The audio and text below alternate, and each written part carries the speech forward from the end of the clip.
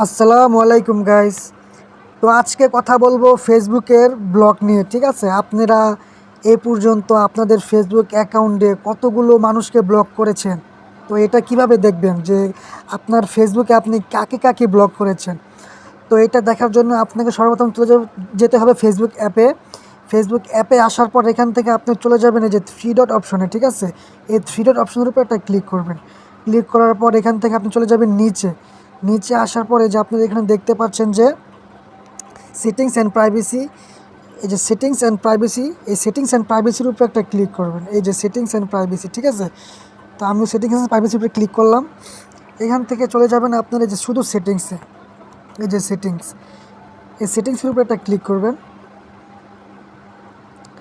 Click করার পর আপনারা এখান থেকে চলে যাবেন নিচে।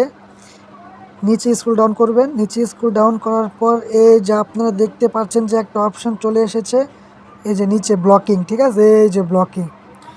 তো এই ব্লকিংয়ের উপরে একটা ক্লিক করবেন। ক্লিক করার পর আপনারা কাকে কাকে ব্লক করেছেন এখান থেকে শো হবে, ঠিক আছে? এই যে সব ব্লক এখানে শো হবে। তো আমি মাত্র 4 জনকে ব্লক করেছি, তো এই 4 জনের আইডি এখানে শো করছে। তো আপনারা যদি তাদেরকে আনব্লক করতে চান, যে ব্লক থেকে ছুটাইবেন, তাহলে এখান থেকে আনব্লক অপশনে একটা ক্লিক করবেন, তাহলে আনব্লক হয়ে যাবে। এই যে আনব্লক অপশনে ক্লিক করলে আনব্লক হয়ে যাবে।